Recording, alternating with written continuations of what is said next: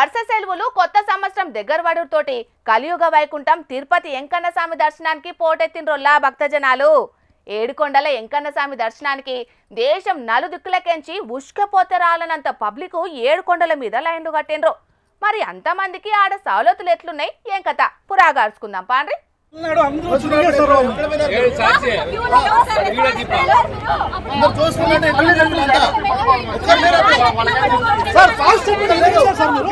అరే కాకకు కోపం తక్కువ లేదు కదా. టీటీడీల మీద కోపం నీళ్ల బాటిల్ మీద చూపెట్టిండు పోరి.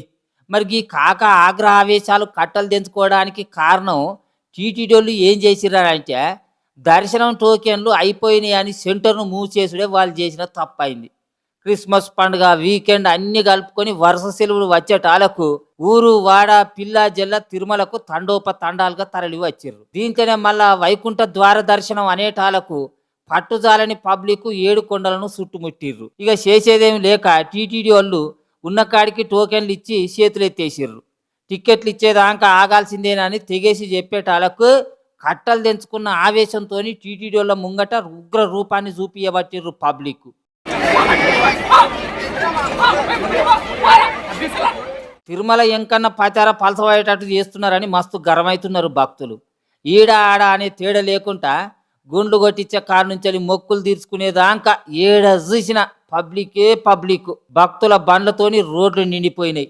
మాడ వీధులు, లడ్డు కేంద్రాలు, అన్నప్రసాద భవనాలు, రూములు, తలనీలాలు అప్పజెప్పే కాడ, ఆర్టీసీ బస్టాండ్ల కాడ, కంపార్ట్మెంట్లల్లా భక్తులు జిబ అన్నట్టే ఉన్నారు.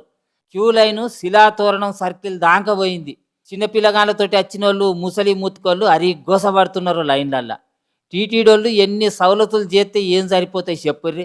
అందరికీ అన్ని అందుడు జరంత తిప్పలే అవుతున్నదట.